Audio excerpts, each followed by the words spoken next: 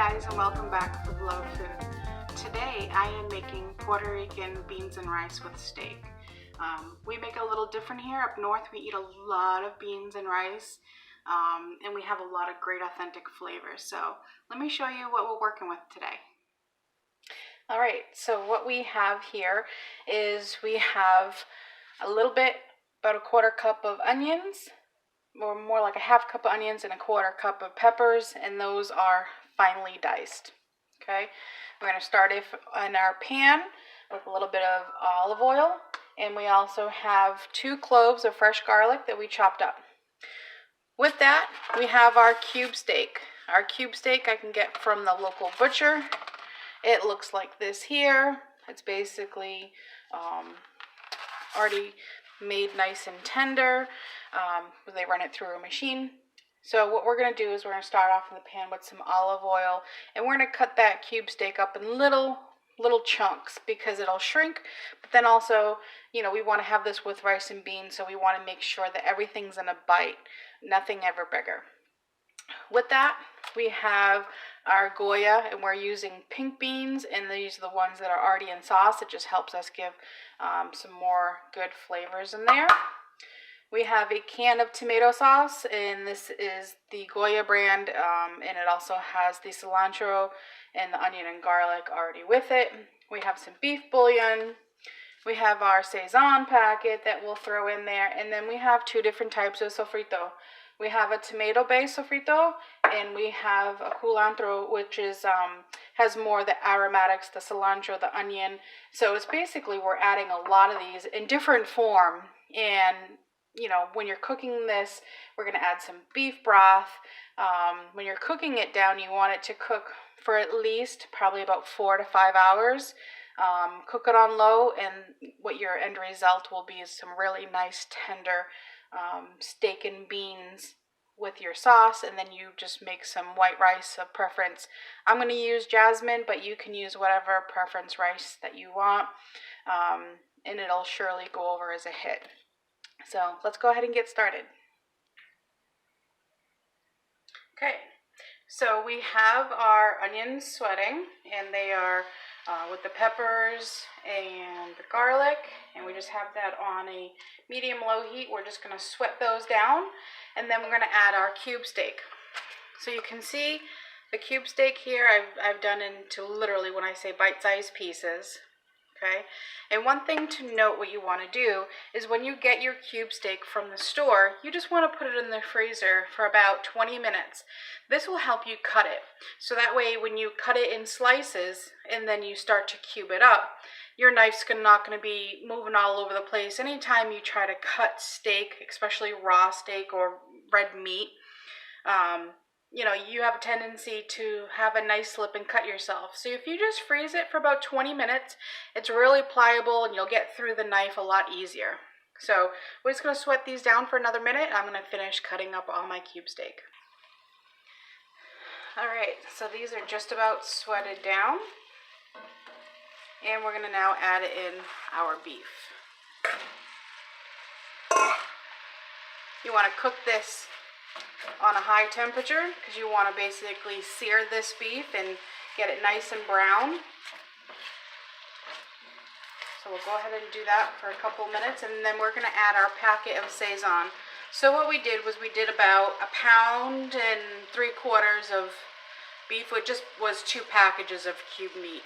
Each package has 2 slices of cube meat in it, so I just picked up 2 packs, and this will feed approximately a family of, I would say, between 4 and 6 people. So perfect for leftovers as well. Okay, so we're starting to get that seasoning on our meat, the fresh garlic, the fresh onion, the pepper flavor.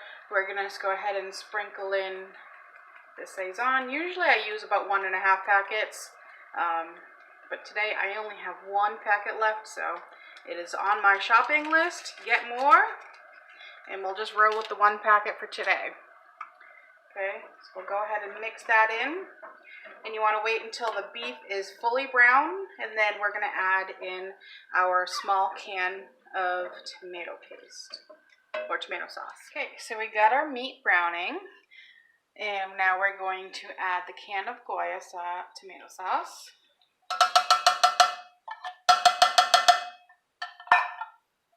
With that, we are going to add 2 tablespoons of each sofrito, the tomato based one and the cilantro one.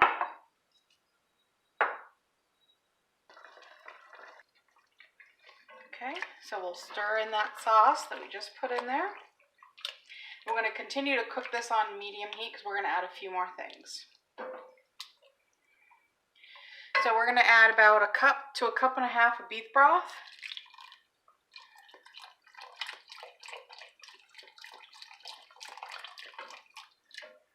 Just so it covers the meat, we'll add a little bit more here. And then I'm also going to add a bouillon cube. This will just help us enrich the existing beef flavor that we have, because adding all these other elements in, the onion and the garlic and the pepper, we still want to make sure that beef flavor is really relevant. So we'll let that cook put it on low, now that everything's nice and hot. And then in the next probably 20 minutes, then we'll add in our beans. Once you add your beans, you're going to turn it right down to low and basically let it simmer for hours. So you don't want to add your beans too quickly, and you definitely don't want to keep stirring them because that will break the beans apart. All right, so we've been cooking for about 1/2 hour on low. It has kind of evaporated some of that moisture, or I should say the liquid that we added in the beef stock. So now we're getting ready to add in our cans of beans and sauce. So go ahead and add those both in, all the contents of the can. You want all that good juice, or sauce I should say. And now that you have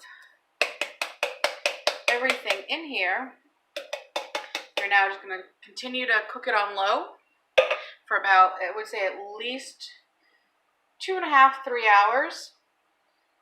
You want to taste the steak, make sure it's nice and tender. Your sauce will get nice and thick because of the beans. It has a good consistency now, but it's going to get even better.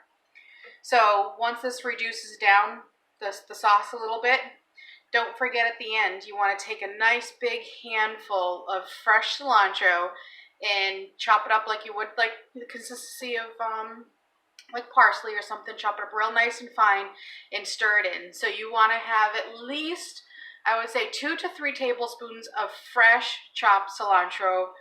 That's going to be your finishing touch to this dish. And then you're going to ladle it over some white rice or any rice that you choose. So I hope you liked this tutorial, and I will show you some pictures of the finished product. Thanks. You know what time it is.